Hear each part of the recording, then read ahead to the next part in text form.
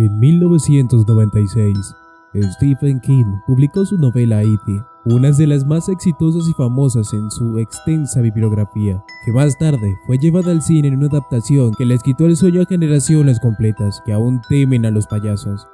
Pero, ¿sabías que la inspiración de King para crear a Pennywise, el payaso asesino, provino de una figura real que aterrorizó a los niños de su ciudad en su infancia? En una entrevista, el autor reveló que cuando era niño había visto a un payaso afuera de la tienda de juguetes que lo había asustado profundamente. Esa experiencia lo llevó a crear su propio payaso aterrador en su novela. Pero antes de empezar, te recomendamos ver el video hasta el final, porque hoy conocerás la verdadera historia detrás de E.T. Suscríbete al canal, activa las notificaciones y deja un me gusta. Empecemos. King también se inspiró en la leyenda de un asesino en serie llamado John Wayne Gacy, quien se disfrazaba de payaso para entretener a los niños en fiestas de cumpleaños antes de ser condenado por el asesinato de 33 jóvenes. Esta conexión entre la realidad y la ficción hace que la historia de Pennywise sea aún más inquietante. Así como Pennywise, John Wayne Gacy se vestía de payaso cuando secuestraba y asesinaba a sus víctimas, que eran principalmente niños y adolescentes. John Wayne Gacy fue uno de los asesinos en serie más famosos de los Estados Unidos y cometió sus crímenes durante la década de los años 70. En 1978 fue arrestado y en 1994 ejecutado por la muerte de 33 jóvenes que fueron enterrados en su casa, o el resto fueron lanzados al río de Plains, en Illinois. Fue llamado popularmente el payaso asesino porque organizaba fiestas en el vecindario e invitaba a los vecinos a sus barbacoas en su jardín, mientras entretenía a los más jóvenes. Curiosamente, tenía entradas a sus víctimas. Como figura de entretenimiento era muy conocido como Pogo el payaso. John Wayne Gacy nació en Chicago, Illinois. Era el segundo de 3 hijos. La infancia de Gacy no fue para nada sencilla, ya que fue golpeado y abusado por su padre John Stanley Gacy, un alcohólico y maltratador, quien también hizo lo propio con su esposa y otros hijos. Además, un amigo de la infancia también abusó de John cuando éste tenía 9 años, secreto que nunca fue revelado a sus padres. Cansado de las diferencias con su familia, Gacy decidió probar suerte en la ciudad de Las Vegas, donde comenzó a trabajar en una casa de velatorios donde preparaba y embalsamaba los cuerpos, con lo cual adquirió una importante fascinación por la muerte y los cadáveres. Aunque más tarde volvió a la ciudad de Chicago, donde se inscribió y se graduó en la Northwestern Business College, tras la cual comenzó a trabajar en la compañía de zapatos Nunn Bush, donde llegó a ser un eficiente empleado. En su camino normal que llevaba en la vida, conoció a la mujer llamada Marilyn Myers, con quien se casó, tuvo 2 hijos y se mudó al estado de Iowa, donde dirigió parte de la franquicia de su suegro desde 1964.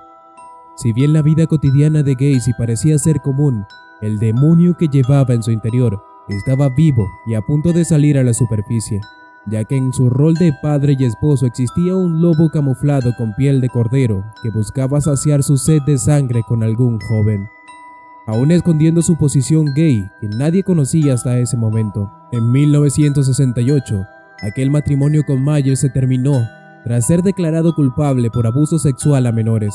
Fue denunciado por Donald Bowers, de 15 años, y tuvo una sentencia de 10 años de prisión. Pero después de 18 meses recluido en la penitenciaría estatal de Anamosa, salió en libertad condicional en 1970 por buen comportamiento. Tras dejar el presidio, decidió volver a Illinois para comenzar una vida nueva, pero los demonios lo siguieron a todas partes.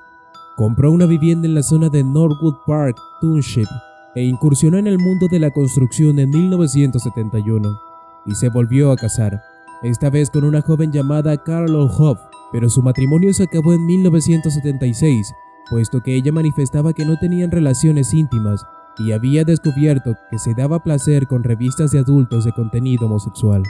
Gacy creó una ficticia imagen de seriedad al involucrarse en la policía local como miembro del Partido Demócrata, en el cual se convirtió en el vocal de mesa. Existe una foto suya con la primera dama Rosalind Carter en 1978. Fue entonces cuando apareció en escena su mejor fachada ante la sociedad. Creó el personaje de Pogo el payaso, con el cual se disfrazaba de Chloe y atraía a niños y adolescentes con obras de beneficencia y ayuda a la comunidad local. Pero detrás de ese maquillaje y disfraz de payaso, apareció en toda su inmensidad la figura de un violador y asesino de jóvenes. Recuerda suscribirte al canal y activar las notificaciones. Ahora te contaremos el rally delictivo de Gacy.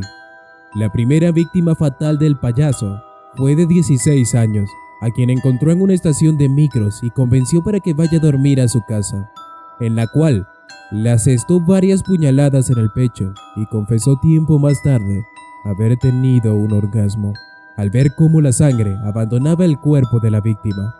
Más tarde, llegaron las muertes de 13 niños, adolescentes y jóvenes entre 1975 y 1976. El modus operandi de Pogo el payaso era siempre el mismo. Engañaba a los jóvenes con alcohol, drogas, películas porno o el falso ofrecimiento de trabajos. Tras llevarlos a su casa, los dormía con cloroformo, ataba, torturaba, violaba y estrangulaba con una soga o cinturón. Al morir, la mayoría de las víctimas eran enterradas en su garaje o jardín trasero. Entre 1976 y 1978, año en el que fue descubierto el accionar de Gacy, ocurrieron al menos 16 crímenes más, por lo que la policía estadounidense entró en el ojo de la tormenta, ya que eran varios los jóvenes desaparecidos en el estado y no había ninguna respuesta concreta por parte de los agentes del orden para las familias de las víctimas. Todo parecía indicar que Gacy era el asesino perfecto, hasta que en 1978 su coartada se cayó a pedazos y sus planes fueron descubiertos. En diciembre de ese año, Robert Piest, de 15 años y última víctima del payaso, acudió a la casa de Gacy, ya que éste le prometió un buen trabajo en su empresa de construcción, y Piest le comentó a su madre sobre los cambios de planes, pero nunca más volvió a su casa. La madre de la víctima hizo la denuncia por desaparición a la policía. Estos comenzaron a atar cabos sobre las personas que habían sido vistas con Robert en este último tiempo. Una de ellas fue John Wayne Gacy, quien fue interrogado y sus dichos no convencieron a los efectivos, además de pesar sobre él la condena que tuvo años atrás por abuso de menores. Es por eso que la policía decidió realizar un allanamiento en la vivienda de Gacy, en donde encontraron decenas de objetos de las víctimas muertas, como ropas, joyas, documentos y hasta libros de pederastía, situación que complicó la situación legal del criminal. John Wayne Gacy confesó que los cuerpos estaban en la zona del garaje, jardín de la casa, lugar donde la policía encontró al menos partes del cuerpo humano de 29 víctimas, brazos, fémures, costillas, cráneos y pies envueltos en bolsas, ya que las otras 4 fueron arrojadas al río Des Plaines. Gracias por acompañarnos hasta el final. Comenta si conocías la historia real que se ocultaba detrás del film E.T. Recuerda suscribirte al canal, activar las notificaciones y dejar un like. Nos encontramos en el próximo y espantoso video.